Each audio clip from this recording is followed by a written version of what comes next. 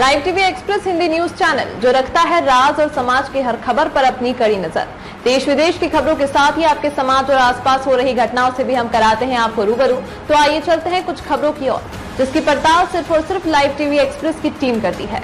आज की कुछ खास खबरें आप देख रहे हैं लाइव टीवी एक्सप्रेस न्यूज और मैं हूं आपके साथ अनुष्का। अब हर फोन से करें पे।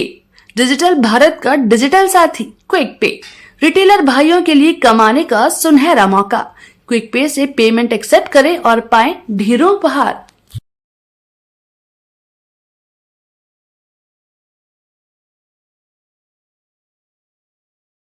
यूपी का अपना नगर कार्यक्रम में आज के मेहमान हैं मिथिलेश जायसवाल पप्पू जी, जो कि प्रत्याशी हैं नगर पंचायत अध्यक्ष पद के लिए लालगंज प्रतापगढ़ से।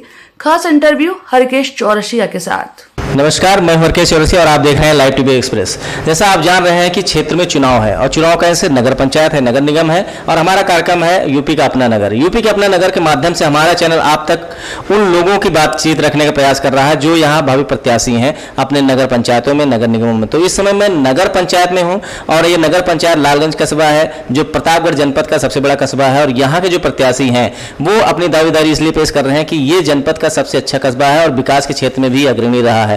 तो यहाँ का जो चुनाव है काफी मायने रखता है और यहाँ की जनता इस बार किसको चुनने वाली है उसके ऊपर डिपेंड है। लेकिन प्रत्याशियों का क्या कहना है, वो क्यों इस चुनाव में आ रहे हैं, वो जानने के लिए, वो बातें जानने के लिए हम उनसे मिलते हैं और उनकी बातें आप तक पहुंचाने का काम करते हैं। तो इस समय मैं जिसके साथ मौजूद हूँ यहाँ के प्रतिष्ठित व्यवसायी हैं, नाम है मिथिलेश जायसवाल उर्फ पप्पू, जिनको सामाजिक क्षेत्र में काफी रुतबा है और लोगों के बीच में मिलनसार व्यक्ति हैं। लेकिन उनका अपना मत क्या है, किस वजह से वो नगर पंचायत के अध्यक्ष पद के चुनाव की दावेदारी कर रहे हैं और क्या चीजें उन्होंने कमियां देखी पिछले चुनाव में या क्या चीजें सुधारना चाहते हैं, ये उन्हीं से जानते हैं। तो सर आपका बड़ा बड़ा स्वागत है बहुत हमारे चैनल में। और जैसा कि आप प्रत्याशी पद के लिए दावेदारी कर रहे हैं, तो क्या सोच बना के आप इस पद के लिए दावेदारी कर रहे हैं, क्या सोच है आपकी?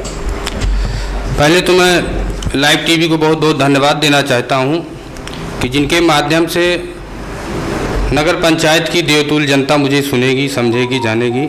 आप लोगों का बहुत बहुत धन्यवाद। इस नगर पंचायत चुनाव में आने का मेरा सिर्फ एक ही मकसद है कि पिछले 5 सालों से मैं देखते आ रहा हूं जिस नगर पंचायत का ढिढोरा पूरे उत्तर प्रदेश में पीटा जाता है कि आदर्श नगर पंचायत लालगंज है।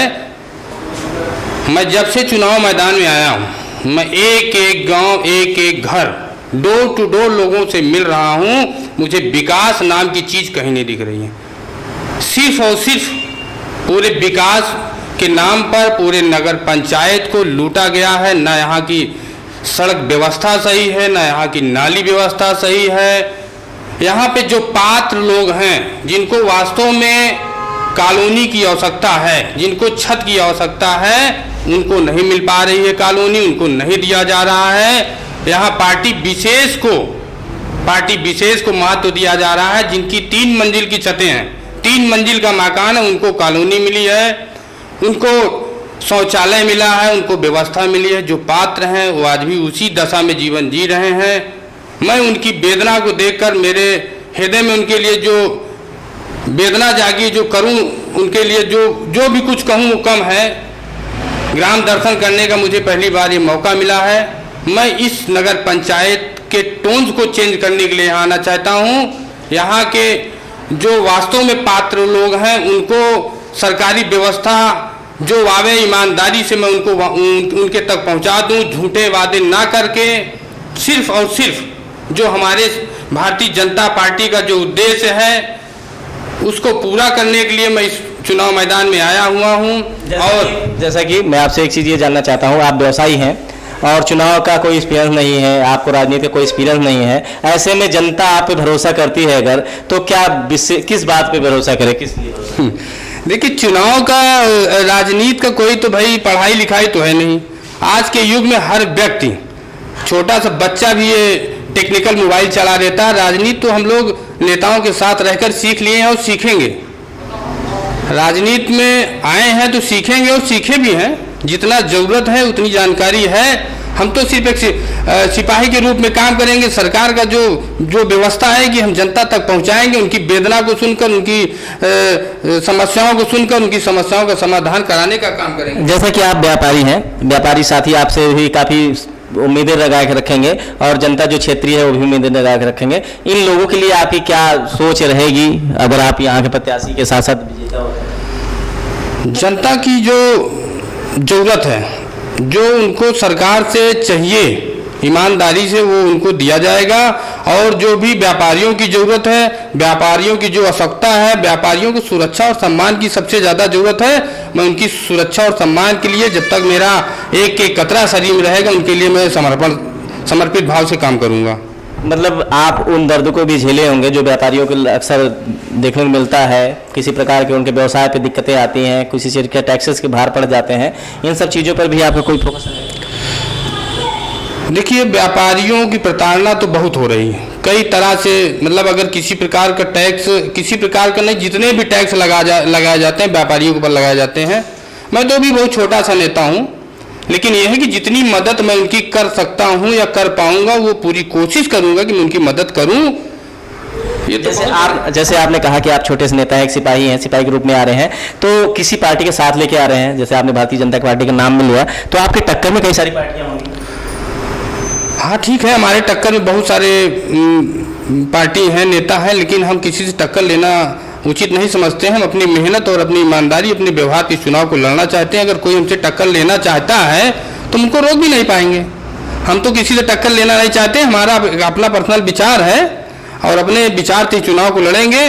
भारतीय जनता पार्टी के सिंबल पे लड़ेंगे और कमल का फूल खिलाने का पूरा प्रयास करेंगे।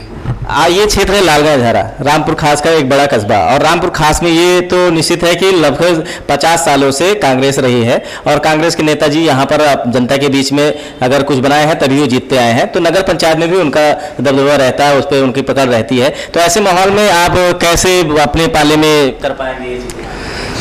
देखिए, जो बड़े नेता हैं भाई, उनका बड़ा काम होना चाहिए। छोटा चुनाव है, उनको इन सब चीज़ों पे ध्यान नहीं देना चाहिए। वो अपने चुनाव पे ध्यान दें तो ज़्यादा बेहतर है। और अगर इस सब छोटे मोटे चुनाव को ध्यान दे रहे हैं तो बड़े नेताओं के गुण नहीं होने चाहिए, तो बहुत छोटी बात है। ये तो छोटा मोटा चुनाव है, छोटे लोगों का चुनाव है, ग्राम बाजार का चुनाव है, परिवार का चुनाव है, किसी देश प्रदेश का चुनाव नहीं है। अगर इस पर लोग ध्यान देते हैं, प्रधानी का चुनाव, चेयरमैनी का चुनाव, बीडीसी का चुनाव, तो अच्छे नेताओं का ये गुण नहीं है कि हर चीज़ में इंटरफेयर करें। बहरहाल, अब कोई अगर ऐसी मानसिकता रखता है तो हमारी पार्टी हर चीज़ से सक्षम है। जिस हिसाब से लड़ना चाहेंगे उनसे लड़ने के लिए सक्षम है। जिस भाषा में समझेंगे उनको समझाने का प्रयास करेगी हमारी भारतीय जनता पार्टी। जैसा कि हमारा जो चैनल है, खासकर हम पीड़ितों शोषित वर्गों तक हम अपने बात को रखते हैं, उन्हीं तक हम अपने बीच के संपर्क बना के रखते हैं। और हमारी उम्मीद है हमारे चैनल से बहुत सारे लोगों को रहती है। और हमारे चैनल पे आप बैठे हैं और बेबाक बातें हमारे चैनल के साथ में आप कर रहे हैं, तो हमारे चैनल के माध्यम से क्या संदेश आप देना चाहेंगे कि यहाँ की जनता को एक प्रत्याशी के रूप में? मैं यहाँ की जनता को ये संदेश देना चाहता हूँ कि विकास अगर चाहिए तो बदलाव लाइए।